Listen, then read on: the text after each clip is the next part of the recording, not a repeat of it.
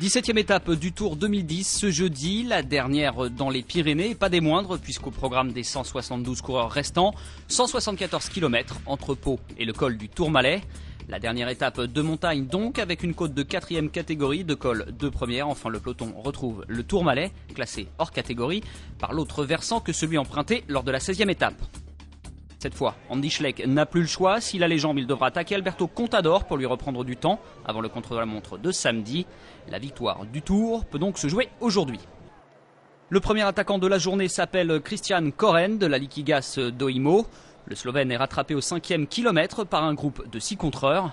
Boasson Hagen et Flecha du Team Sky, Kolobnev de l'équipe Katusha, Burghardt de l'équipe BMC, Poriol de la Cofidis, enfin Pérez Moreno de Skaltel Euskadi. Les 7 échappés vont assurer un bon tempo dans la côte de Renoir. Au sommet, Kolobnev passe en tête avec 3 minutes 15 d'avance sur le peloton.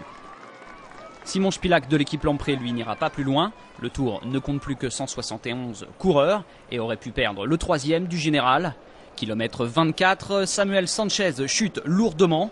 Il est groggy et a du mal à se relever. Mais le leader de Skaltel remonte finalement sur son vélo. Plus de peur que de mal, l'Espagnol repart en compagnie de 3 coéquipiers. Dans l'entrefait, Konovalovas fausse compagnie au peloton. Le Lituanien bientôt rattrapé puis déposé par son leader Carlos Sastre dans l'ascension de Marie-Blanc. Flecha, lui, bascule en tête au sommet. L'écart avec le peloton est alors de 8 minutes. Sastre est lui intercalé à un peu plus d'1 minute 30 du groupe de tête. À 70 km de la ligne, les échappés arrivent dans le col du Soulor. Leur avance est toujours de près de 8 minutes. Carlos Sastre, lui, a perdu beaucoup de temps dans la vallée. Il pointe maintenant à 5 minutes de la tête de course. Dans la montée, le rythme du peloton emmené par les Astana augmente légèrement. La visibilité se réduit considérablement et les pièges se multiplient. Kilomètre 57, le groupe maillot jaune doit même jouer à saute-mouton. Le train Astana s'arrête avant de repartir. Au sommet du Soulor, le groupe maillot jaune accuse un retard de 4 minutes 30 sur les échappés. Sastre est lui à 3 minutes. On approche gentiment de la dernière montée. Le président Sarkozy est lui aux premières loges pour assister à la passe d'armes finale du Tourmalet. Sastre est rattrapé à 25 km du sommet. On commence à apercevoir des Rabobank en tête du peloton maillot jaune, mais les Saxo Bank vont reprendre les commandes. Et derrière, ça fait très mal, le peloton maillot jaune se réduit. À 10 km de l'arrivée, seul le champion de Russie reste en tête. Le dernier coéquipier d'Andy Schleck se relève. Le maillot blanc accélère, suivi par le maillot jaune. Le face-à-face a débuté. Les favoris vont reprendre les 1 minute 30 de retard qu'ils avaient sur Kolobnev en à peine 1 km.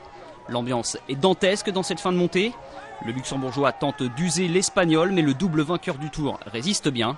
Derrière, le groupe Menchov, Sanchez, Vandenbroek est à 1 minute 15. C'est Andy Schleck qui emmène depuis le début. Contador, lui, ne passe pas et attaque à 4 km de l'arrivée. Mais Schleck résiste. Ces deux-là sont très forts et se neutralisent. Beaucoup de monde sur les dernières pentes pyrénéennes du Tour 2010 pour assister à la victoire d'Andy Schleck. Les deux hommes ne se la disputent pas. Après Avoriaz, le maillot blanc remporte donc une deuxième victoire sur la grande boucle 2010. Contador conserve son maillot jaune et ses 8 secondes d'avance. Pas de changement au niveau des 5 premiers du général. Du côté des AG2R, la mondiale, même configuration capot. Nicolas Roche et John Gadret terminent avec à peu près 3 minutes 30 de retard. Viennent ensuite Christophe Riblon et Martin Elmiger à moins de 6 minutes 30.